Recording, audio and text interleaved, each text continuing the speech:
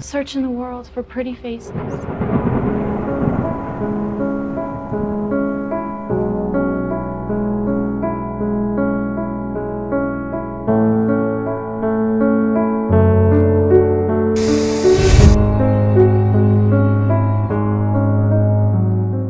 Hai guys, kembali lagi bersama gue di Movie Time 21. Kali ini gue akan kembali membahas dan mereview film horor keluaran tahun 2014. Untuk orang yang gak gampang takut lihat film horor, film ini berhasil maksa gue ambil bantal dan nonton sambil sembunyi di belakangnya. Film yang mengambil latar tempat kantor polisi ini sukses membuat saya ketakutan. Ngeri banget. Film ini berjudul Lasif tahun 2014. Mengisahkan seorang polisi wanita newbie yang mendapat tugas jaga malam di gedung kantor polisi yang sudah tak terpakai. Oke, gak usah banyak cincong, mari kita langsung saja ke pembahasannya.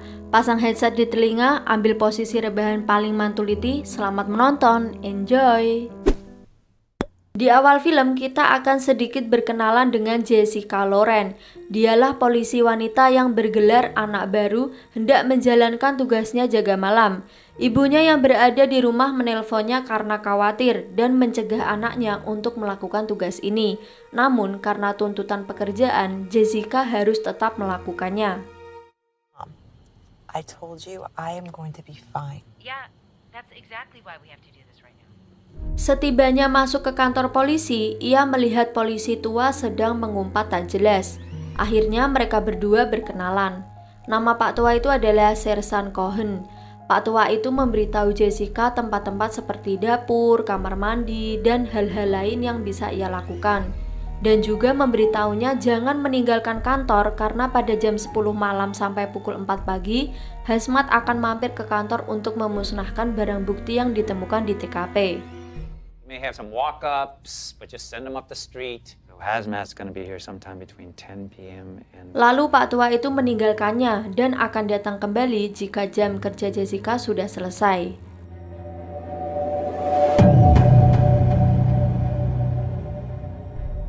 Di sepanjang film kita akan diajak untuk ikut menemani Jessica menjaga gedung kosong. Semua penghuninya sudah pindah ke markas baru, termasuk panggilan darurat 911 yang telah dialihkan ke sana.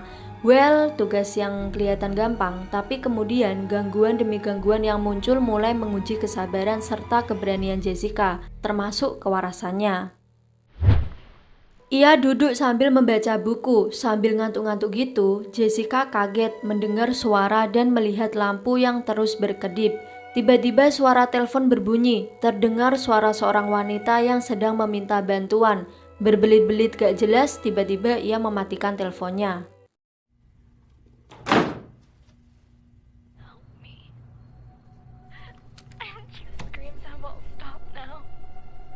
Jessica langsung menghubungi kantor pusat karena mendapat panggilan itu. Kan seharusnya panggilan 911 sudah beralih ke kantor baru.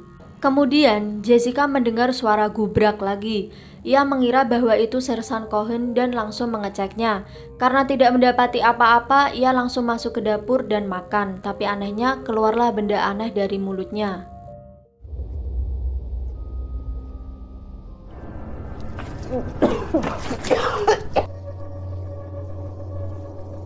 Di luar tampak sangat sepi karena sudah malam. Tiba-tiba ada seorang gelandangan yang masuk dan pipis sembarangan. Jessica mengusirnya dan membersihkan ompolnya. Get out. Get out!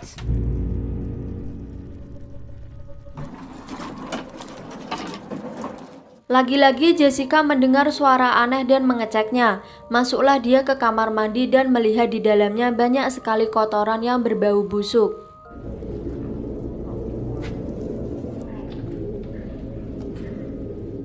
Jessica terus menelusuri ruangan sampai menemukan rak-rak kuning dan membukanya pada pintu bernomor 25. Di situ ia menemukan foto ayahnya yang memakai seragam sedang menggendong little Jessica. Ia kembalikan lagi foto itu ke dalam rak sampai tiba-tiba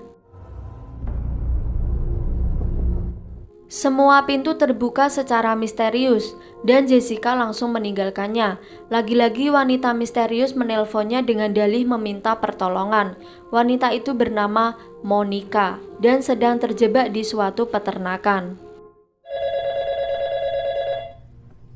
Anything that you see, what's near you? I don't know. Monica. Monica? Okay, Monica, where are you? Kemudian Jessica menerima telepon kedua. Kali ini Joe, si petugas hazmat. Dia mengatakan kalau akan datang sedikit terlambat karena ada sesuatu hal. Jessica kembali menelpon kantor pusat karena ulah Monica yang lagi-lagi bikin geger. Lalu petugas pusat memintanya kalau wanita itu menelpon lagi, suruh dia hubungi 911. Bikin ulah mulu lu, Monica. Sanford Police Department. Yeah, this is Officer Lauren. All right, well, what do I do if she calls again? Tell her to call 911. Saat kembali membaca buku, Jessica dikagetkan dengan rak yang bergeser sendiri secara misterius. Awalnya dia tidak menghiraukan, alah paling cuma tikus. Tapi malah rak ini bergeser dengan suara yang cukup keras sampai membuat Jessica kaget. Ini kenapa sih? Punya masalah apa sih, Rak? Sini cerita.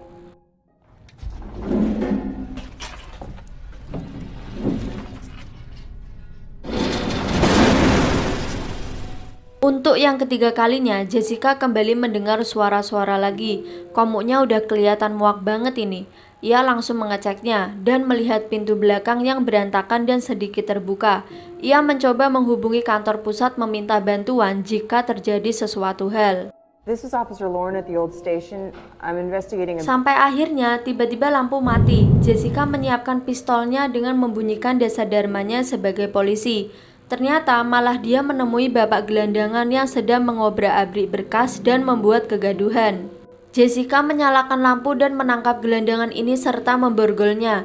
Lihat deh muka bapaknya, kelihatan kasihan banget, gak tahan kalau lihat ginian, aduh.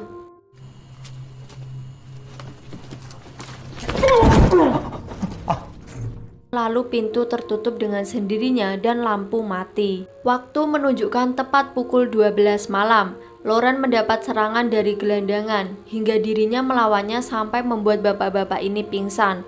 Masih menjadi misteri, Lauren dan gelandangan itu terkunci di ruangan, padahal tidak ada siapapun. Tiba-tiba Jessica dikagetkan dengan penampakan yang tak masuk di akal. Jessica kaget sampai senternya jatuh entah kemana. Dalam kegelapan ia kembali diteror sesosok misterius yang tak menampakkan wajahnya terus menyoroti Jessica menggunakan senter.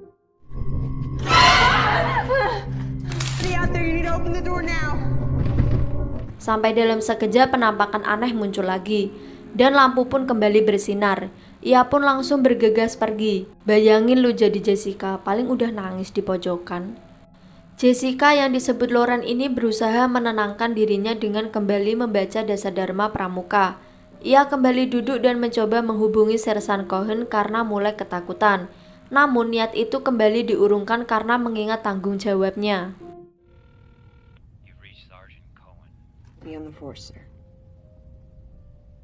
Teror tak sampai di situ. Saat duduk dan melihat ke atas, ia melihat tulisan Moss dan kemudian dibalik jadi Show. Itulah pokoknya yang membuat ia bertanya-tanya.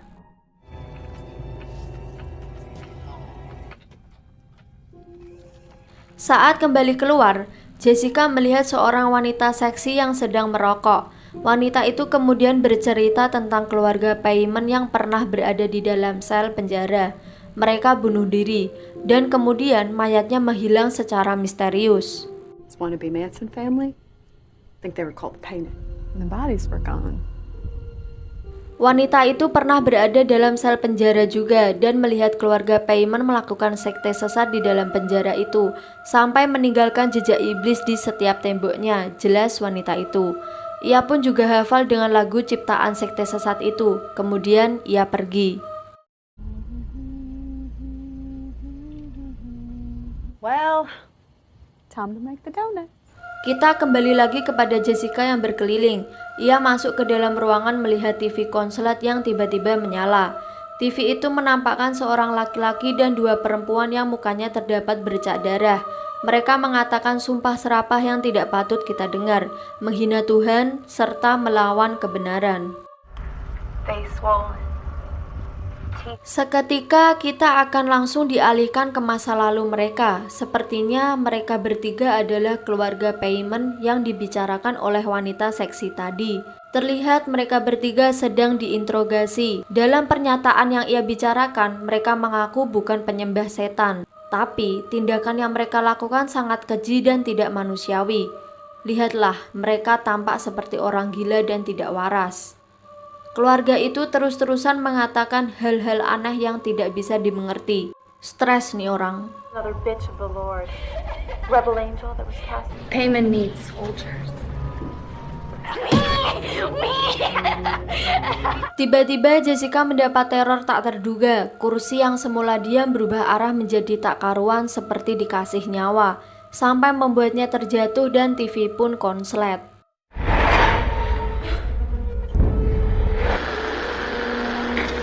Lagi-lagi seperti biasa, Monica kembali membuat kegaduhan yang sangat-sangat menyebalkan. Ia membicarakan soal gadis-gadis yang sudah mati dan lagu aneh persis yang dinyanyikan wanita seksi tadi.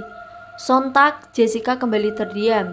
Ia kembali menyuruh Monica untuk tetap bersembunyi di tempat aman, karena Jessica akan menolongnya. Tapi tiba-tiba telepon sudah dimatikan. Who's dead, honey? Who's dead? Listen to me, listen to me, listen to me. You need to get yourself to safety. Jessica kembali menghubungi kantor pusat dan mengatakan informasi yang ia ketahui mengenai Monica, mulai dari nama panjangnya, umurnya, dan lain-lain. Setelah itu pihak kantor pusat memberikannya sebuah nomor dan mencantumkan informasi lain tentang nomor laporan itu saat menghubungi kembali. Young and she's 17 years old. Untuk yang kesekian kalinya, Jessica kembali mendengar suara-suara aneh dan mengeceknya. Ia melihat kursi yang semula berantakan tiba-tiba tersusun misterius. Jessica sudah tampak sangat muak dengan semuanya. Jessica menganggap itu semua lelucon konyol. Apa dia tidak sadar sedang berhadapan dengan iblis keluarga gak waras? Tiba-tiba datanglah opsi Ryan Price. Jessica langsung menuduhnya atas semua kekonyolan yang ia alami adalah ulah si Ryan. Padahal ia baru datang dan gak ngerti apa-apa. Kemudian mereka berdua ngobrol biasa di dalam. Jessica menceritakan soal gelandangan yang kencing sembarangan dan hal-hal lain yang perlu dibahas.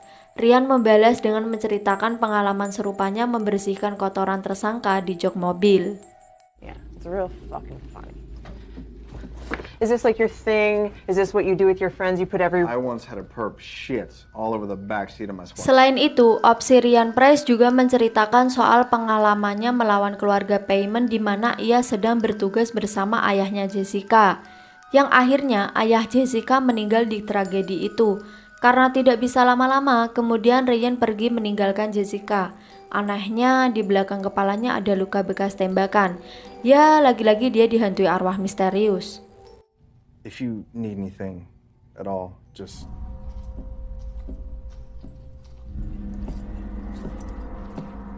Kemudian Jessica kembali diteror dengan suara-suara bising.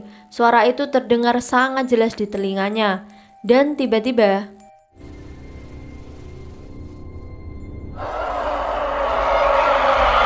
ada mayat tertutup plastik yang terbang gak jelas dan bergerak seolah-olah lagi ditembak.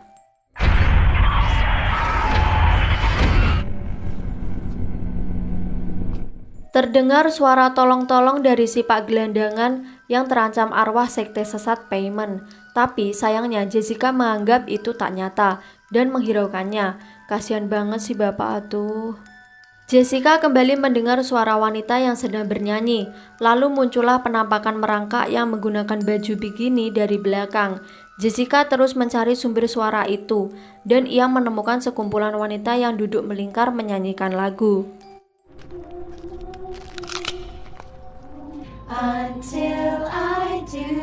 Wajah wanita itu tertutup kain putih yang berlumuran darah.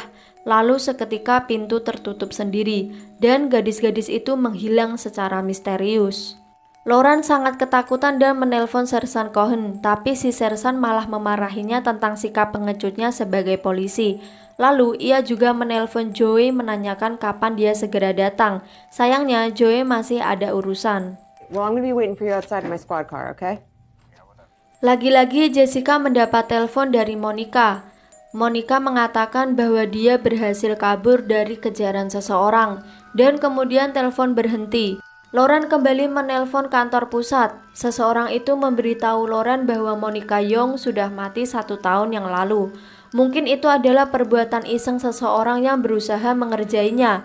Yes, I have her location. I got in touch with her. Officer, she's dead. Body was found in the woods, beat to death with a baseball bat. Atau mungkin bisa jadi itu adalah ulah arwah keluarga Payment yang menghantuinya, jelas suara di telepon. Orang itu juga mengatakan kalau di kantor itu sering terjadi hal-hal aneh seperti lampu berkedip, barang bukti yang tiba-tiba hilang, dan lain-lain. Kemudian, Lauren dikejutkan dengan foto-foto korban pembunuhan yang mendadak ada di situ. Ia menemukan foto ayahnya, foto Ryan Price, dan gadis-gadis lain yang terbunuh. Sangat sadis dan mengerikan. Dan tiba-tiba,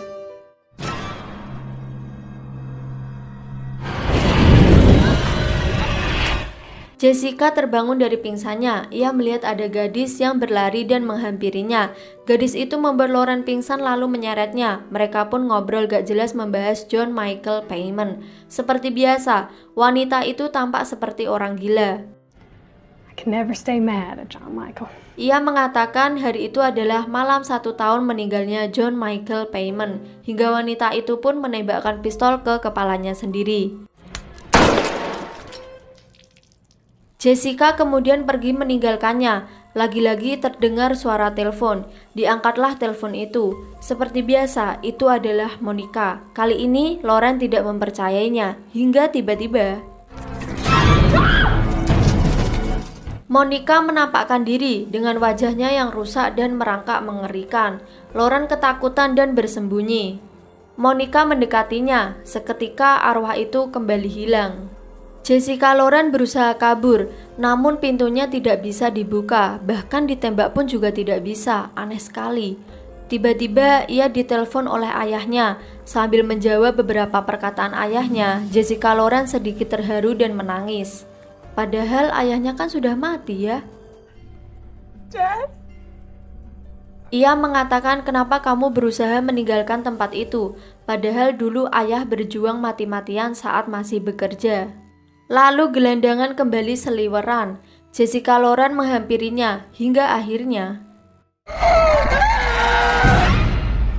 lampu tiba-tiba mati. Jessica mengarah ke kandang Pak Tua gelandangan dan melihat dia yang sudah mati digantung, serta melihat coretan darah di setiap tembok.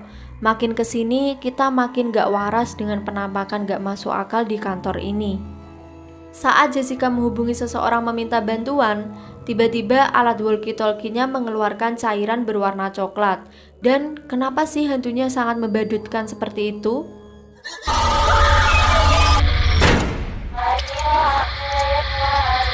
Jessica diperlihatkan cuplikan layar lebar perbuatan John Michael bersama 2 wanita yang menggigit tangannya sendiri sampai berdarah dan menggambarkan simbol bintang pada kain itu. Tiba-tiba mereka bertiga menjadi penampakan yang sangat membadutkan dengan kulit wajahnya yang benar-benar sudahlah, mereka benar-benar kurang kerjaan. Padahal membahas tidak harus di muka kan ya. Selain itu, ia juga dihantui mayat opsi Ryan Price karena ketakutan Jessica berlari seedan-edannya. Jessica berhenti sejenak menenangkan dirinya. Lagi-lagi ia kembali membaca Dasadharma Pramuka versi kepolisian. Teleponnya kembali berbunyi saat diangkat terdengar kembali suara ayahnya. Ini kayaknya cuma manipulasi setan yang menghantui Jessica sih. Lagi-lagi jelmaan si ayah menyuruhnya untuk menyerang. Terjadilah tembak-tembakan di antara mereka, yang mereka ini nggak tahu siapa. Don't move!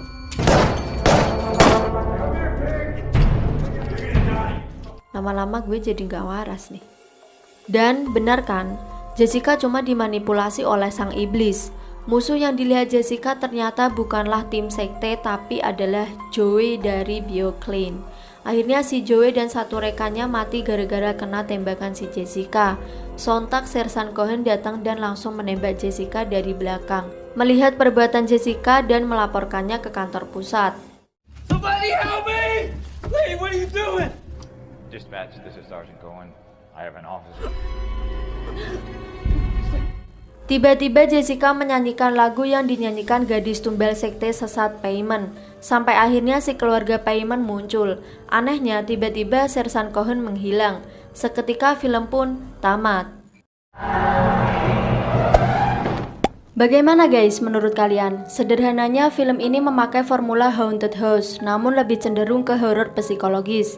Nah, bagi penikmat horor yang sering berteriak, kenapa pemeran film tak keluar saja sih dari sana? Film ini punya motif yang cukup kuat hingga Jessica tak mau keluar dari sana. Separuhnya adalah dedikasi pada pekerjaan dan separuhnya lagi adalah rasa hormatnya pada sang ayah yang gugur dalam tugas. Dengan penampilan yang solid, Harry Cavill menjadikan Jessica bukan sebagai salah satu karakter paling manusiawi dalam film horor. Bukannya dungu sebagaimana yang biasa kita dapati dalam film horor kekinian. Jujur saya paling takut dengan film horor yang model beginian. Lihat saja dari hantunya yang totalitas sekali horornya, sampai membuat dada saya sesak ketika menontonnya. Lasif mendapat rating yang cukup yaitu 5,8/10 di IMDb. Sedangkan menurut saya patut diberi rating 6,2/10 karena horornya yang menegangkan. Sampai di sini dulu video kita hari ini. Untuk kalian yang suka dengan videonya, jangan lupa klik tombol subscribe dan nyalakan lonceng notifikasinya supaya kalian gak ketinggalan video-video kita selanjutnya. Thank you for watching. See you when I see you. Bye bye.